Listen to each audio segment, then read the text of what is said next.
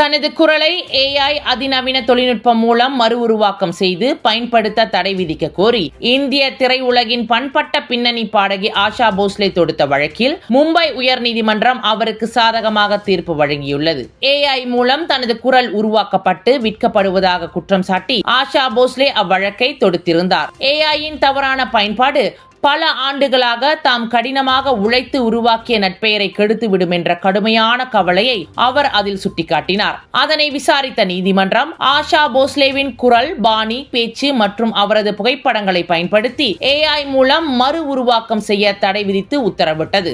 மறைந்த இசை சகாப்தம் லதா மங்கேஷ்கரின் இளைய சகோதரியுமான 92 வயது ஆஷா போஸ்லே 80 ஆண்டுகளுக்கும் மேலாக பல்வேறு இந்திய மொழி திரைப்படங்களில் பாடியுள்ளார். தமிழில் இவர் பாடியவற்றில் செண்பகமே செண்பகமே, ஹோ பட்டர்ஃப்ளை, செப்டம்பர் மாதம் போன்றவை மிகவும் புகழ்பெற்ற பாடல்களாகும். 2 தேசிய திரைப்பட விருதுகள், 18 மகாராஷ்டிரா மாநில விருதுகள், சிறந்த பின்னணி பாடகிக்கான 7 பிலிம்பேர் விருதுகள் உள்ளிட்ட விருதுகளை வென்று வாழும் சகாப்தமாக ஆஷா போஸ்லே வலம் வருகிறார்.